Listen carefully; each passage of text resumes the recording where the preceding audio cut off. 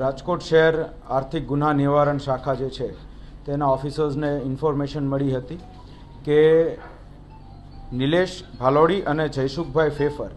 આ બે વ્યક્તિઓ જે છે એ બહુ મોટા પાયે કેશની હેરાફેરી કરી રહ્યા છે અને તે લોકો અમુક વેપારીઓના ગેરકાયદેસર નાણાં જે છે તે લોકોને પહોંચતા કરીને અને તેનું કમિશન ખાય છે. આ માહિતીના આધારે સૌપ્રથમ તો જ્યારે એ પોતાની ગાડીની અંદર કેશની ટ્રાન્સફર કરી રહ્યા હતા એ સમયે તે લોકોને ઇન્ટરસેપ્ટ કરી અને પૂછપરછ કરતાં તેમની પાસેથી આશરે 90 લાખ રૂપિયા જે છે એ કેશ મળી આવેલું હતું. ત્યારબાદ ફર્ધર જેવી એની પૂછપરછ કરી એટલે આપણા ધ્યાન પર એવું આવ્યું કે તેમની જે ઓફિસ છે ત્યાં પણ અમુક બીજી વધુ માત્રામાં કેશ પડેલું છે. તેના આધારે ત્યાં જઈને દરોડો પાડતા 1,24,00,000 જેવા બીજા અન્ય રૂપિયા મળી આવતા આમ ટોટલ 2,14,00,000 રૂપિયા જે છે તેની કેશ તેમની પાસેથી મળી આવી.